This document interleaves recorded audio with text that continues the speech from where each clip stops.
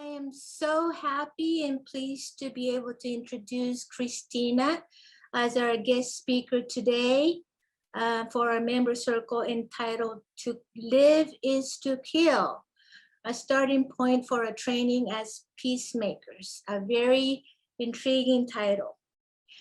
Reverend Cristina Moon is an ordained priest in the Rinzai Zen tradition and lives at Daihōzan Chōzen-Ji in Honolulu, Hawaii. Cristina spent 15 years working in various social political movements, including Free Burma and nuclear disarmament. She also helped to build the world's fastest growing platform for online activism called change.org. After graduating from Stanford University with a business degree, she entered the monastic training at Chōzen-Ji, where she now resides. Her training continues in Zazen, Kendo, Sado, which is the practice of tea ceremony, and ceramics, while helping individuals and organizations develop a fighting spirit and ability to stay calm in the midst of chaos. So please welcome Reverend Cristina Moon. Thank you so much, Myoshin. Can everyone hear me okay? Just give me a thumbs up. Awesome. I'm gonna go ahead and start sharing my screen. And I'm just so happy to be here with you all today. So can everyone see my screen okay? It says the title of the talk. Okay, awesome. Yeah, I'm so happy to be here today. Myoshin and Jeff approached me after I spoke recently, I guess it's a couple of months ago now, at the May We Gather event in Los Angeles. It was the first Pan-Asian, Pan-Buddhist gathering, and it was a memorial really for the 49 days of mourning following the mass shootings in Atlanta.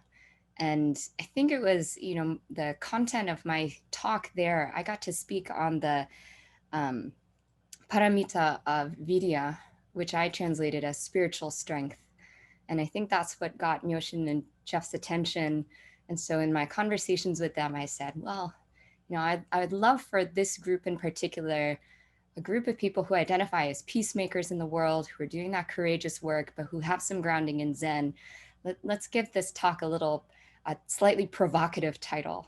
So I pulled this from a document, a publication called Zen and Budō, Zen and Martial Arts by Omori Sogen Roshi. And I'll go into it a little bit more, but the title, To Live is to Kill. And I reworked the subtitle a little bit, kind of for myself. This reflects what this phrase means to me, that it's a starting point for my waging of peace. And I'll dive into a little bit of what I mean by that. But first, let me just give some background on where I am. Usually what I would do is at this point, I would like get up and take the computer outside, but I have my microphone and different things set up right now, and I don't want to interrupt the Wi-Fi connection. But what you would see if I took the laptop outside into our parking lot is actually this view. So this is Daihōzan Chōzen-Ji. Daihōzan means that we're a central headquarters temple in the Rinzai sect, which is a very rare thing. There are about, I think, only about a dozen of them in Japan. And the new Daihōzan has not been created before we were founded. And in 1970, I think established as a Daihōzan in 1979, it hadn't been established in 400 years. And there had never been a Daihōzan outside of Japan. So this is significant for a couple of reasons, but the most significant is that we have a method of training in Zen that, one, is independent from any other headquarters temple in Japan. So we're kind of like the seat of our own new line of Zen. And we have a very unique approach to it, which is very much shaped by who our founders were. But here are a couple of the talking points I usually share. We're here in the back of Kalihi Valley in Honolulu. It's, as you can see from the photograph, it's really lush and green. We're in the jungle, but we're only 15 minutes from an international airport, which is pretty amazing. We were founded in the West to bring Shugyo, the deepest possible spiritual discipline, to the West. Our two founders, Omori Sogen Rotaishi and Tonoi Tenshin Rotaishi, really felt that shugyo, this word that has no direct translation in the English language, not yet realized in the West. And so they wanted to I'll speak a little bit more about what that looks like in a minute.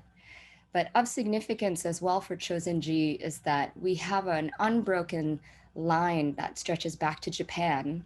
And I think most significantly for this sort of monastic training environment, not just a public temple like a Hongan-ji that has services every Sunday, for example, but a place where people are really learning Zazen and doing Zen training in the West. We're one of few, if maybe the only one, that's had continuous people of color, Asian American leadership from the beginning. On a day-to-day basis, we have a pretty rigorous daily schedule that starts with Zazen at 5:30 in the morning. And then there's 2 periods of Zazen in the evening, and usually some sort of martial arts or fine arts class. And that setup, you can imagine, is conducive to developing a local membership. So really, most of our members are local to Oahu. They live in Honolulu or another city on the island, and they come here once, sometimes 3, sometimes 5 days a week, just to do their own training as lay people, still totally engaged with the world. And then a very small number of people will actually come and live here. Either they're local students who are at a turning point and the opportunity presents itself to live in as a lay disciple, or sort of a monk who doesn't take the formal vows. So celibacy, money, that sort of stuff. But they're living a daily, very rigorous monastic schedule. So a little bit more about our co-founders, which is all me teeing up a lot of context to explain why we're so weird and why we do what we do. We were co-founded by 2 individuals, Tonoi Tenshin Roshi, who's on the left, and Omori Sogen. Both were Zen masters and both were martial arts masters.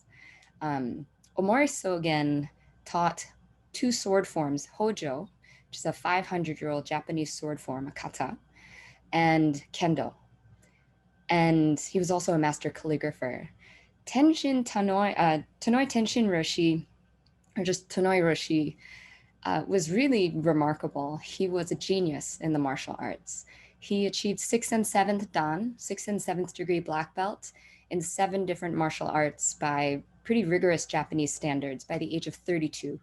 And just for context, for folks who aren't familiar with Japanese martial arts, you know, our Kendo teacher is 65 and he's 7th Dan in Kendo. And that alone people are like, wow, he's 7th Dan in Kendo. It's a lifetime achievement. So if you can imagine 6th and 7th Dan in 7 different martial arts, that's quite significant.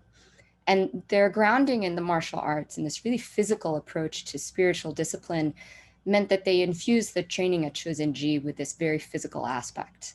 And we believe that you can approach Zen to transcend life and death, all dualism, through the body.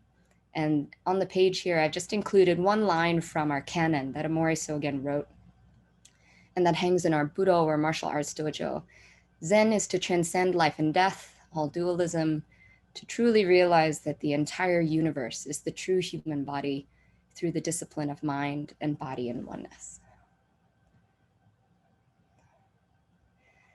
So I have been living at Chōzen-Ji since early 2018. I was ordained as a priest in December of 2019.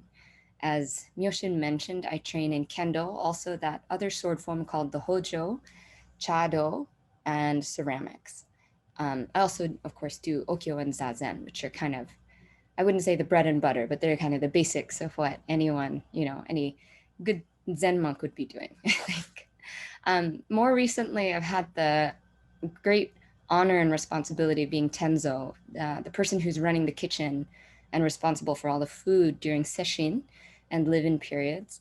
But somewhat, you know, contrary to what some people expect, and this really goes back to the establishment of Chōzen-Ji as a place to not just bring shugyo to the West for a bunch of monks who live a cloistered life, but actually for lay people who are going to use Zen training to be leaders in the world.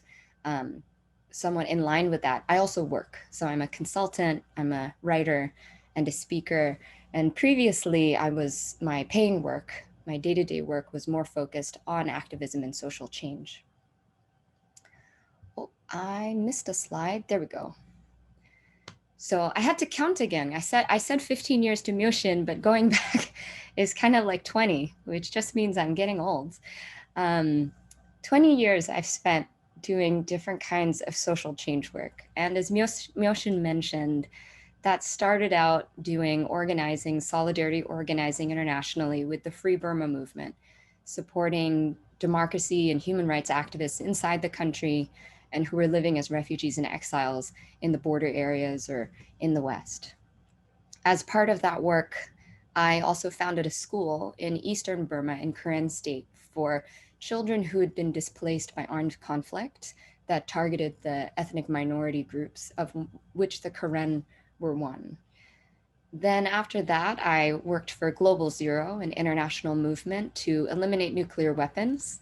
And we were really aimed at taking the treetops, folks working at Dr. Ford's level of international policy.